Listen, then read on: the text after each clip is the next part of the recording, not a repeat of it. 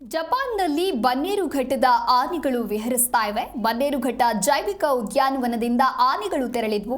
4 ಆನೆಗಳನ್ನ ಜಪಾನ್ಗೆ ಕಳುಹಿಸಿಕೊಡಲಾಗಿತ್ತು. ವಿದೇಶಿ ವಿನಿಮಯದ ಅಡಿ 4 ಆನೆಗಳನ್ನ ಜಪಾನ್ಗೆ ಕಳುಹಿಸಿಕೊಡಲಾಗಿತ್ತು. ಹಾಗಾಗಿ ಬನ್ನೇರುಘಟ್ಟ ಜೈವಿಕ ಉದ್ಯಾನವನದಿಂದ ಆನೆಗಳು ತೆರಳಿದ್ವು. ಆದರೆ ಈಗ ಜಪಾನಿನಲ್ಲಿ ಈ ಬನ್ನೇರುಘಟ್ಟದ ಆನೆಗಳು ವಿಹರಿಸ್ತಾ ಇವೆ. ಆ ದೃಶ್ಯಾವಳಿಗಳನ್ನ ನೀವು ಕೂಡ ಗಮನಿಸ್ತಾ ಇದ್ದೀರಾ. ಜಪಾನ್ನ ಹಿಮೇಜಿ ಪಾರ್ಕ್ನಲ್ಲಿ ಈ ಆನೆಗಳು ವಿಹಾರವನ್ನು ನಡೆಸ್ತಾ ಇದೆ. ಜಪಾನ್ನಲ್ಲಿ ಸುರೇಶ್, ತುಳಸಿ, ಶ್ರುತಿ, ಗೌರಿ ಆನೆಗಳು ಇರುವಂತದ್ದು. ಜಪಾನ್ನ ಪರಿಸರಕ್ಕೆ ಹೊಂದಿಕೊಳ್ಳುವ ಹಾಗೆ ಆನೆಗಳಿಗೆ ತರಬೇತಿಯನ್ನ ನೀಡಲಾಗ್ತಾ ಇದೆ. ಇನ್ನು ಕಾವಾಡಿಗರು ತರಬೇತಿಯನ್ನ ನೀಡ್ತಾ ಇದ್ದಾರೆ. ಸದ್ಯ ಬನ್ನೇರುಘಟ್ಟ ಜೈವಿಕ ಉದ್ಯಾನವನದಿಂದ ತೆರಳಿದ್ದಂತಹ ಆನೆಗಳು ಜಪಾನ್ನಲ್ಲಿ ವಿಹರಿಸ್ತಾ ಇವೆ.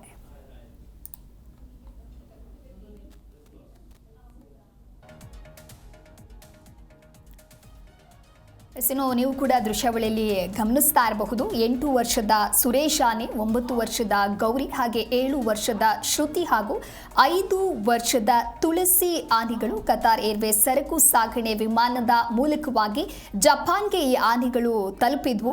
ಇನ್ನು ಆನೆಗಳಿಗಾಗಿಯೇ ತಯಾರಿಸಿದ್ದಂತಹ ಕ್ರಾಲ್ನಲ್ಲಿ ಪ್ರತ್ಯೇಕವಾಗಿ ಆನೆಗಳನ್ನು ಸಾಗಿಸಲಾಗಿತ್ತು.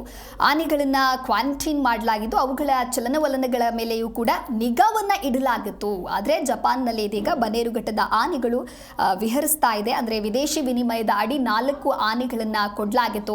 ಜಪಾನ್ನ ಹಿಮೇಜಿ ಪಾರ್ಕ್ನಲ್ಲಿ ಈಗ ಆನೆಗಳು ವಿಹಾರವನ್ನ ನಡೆಸ್ತಾ ಇರುವಂತಹ ದೃಶ್ಯಾವಳಿಗಳನ್ನ ನೀವೆಲ್ಲರೂ ಗಮನಿಸ್ತಾ ಇದ್ದೀರಾ. ಜಪಾನ್ನಲ್ಲಿ ಸುರೇಶ್, ತುಳಸಿ, ಶ್ರುತಿ, ಗೌರಿ ಆನೆಗಳು ಸದ್ಯ ಇದ್ದು ಜಪಾನ್ನ ಪರಿಸರಕ್ಕೆ ಹೊಂದಿಕೊಳ್ತಾ ಇದೆ ನಿಧಾನ ಗತಿಯಲ್ಲಿ. ಹಾಗೆ ಹೊಂದಿಕೊಳ್ಳೋದಕ್ಕೆ ತರಬೇತಿಯನ್ನ ಕೂಡ ನೀಡಲಾಗ್ತಾ ಇದೆ. ಕಾವಾಡಿಗರು ತರಬೇತಿಯನ್ನ ನೀಡ್ತಾ ಇದ್ದಾರೆ.